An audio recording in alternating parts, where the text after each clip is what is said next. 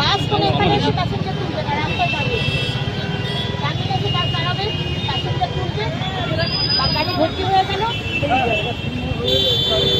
কিন্তু তারা করছে না। আমি যখন বেরিয়েছি এই দুটো বাস আমি দাঁড়িয়ে প্যাসেঞ্জার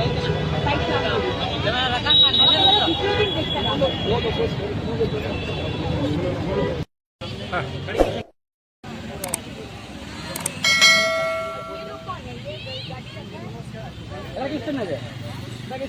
बोलो बोलिए दीदी को।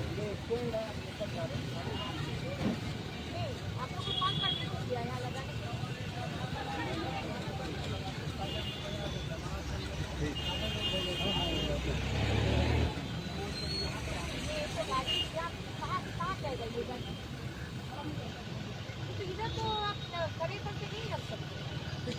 अब आपका भाड़ा आएगा तब आप तब तक इधर रख सकते।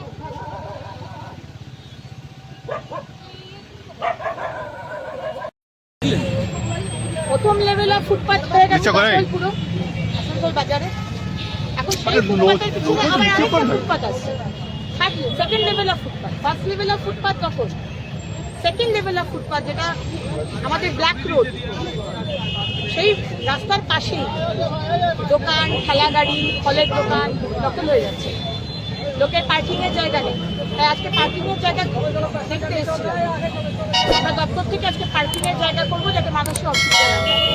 দিদি অনেক অটোতে কমার্শিয়াল নাম্বার নেই কিন্তু তারা প্লাই করছে রাস্তায়। আমরা পরিবহন দপ্তর মন্ত্রী সম্মানীয় অর্জুন সিং মহাশয়কে জানাবো বিষয়।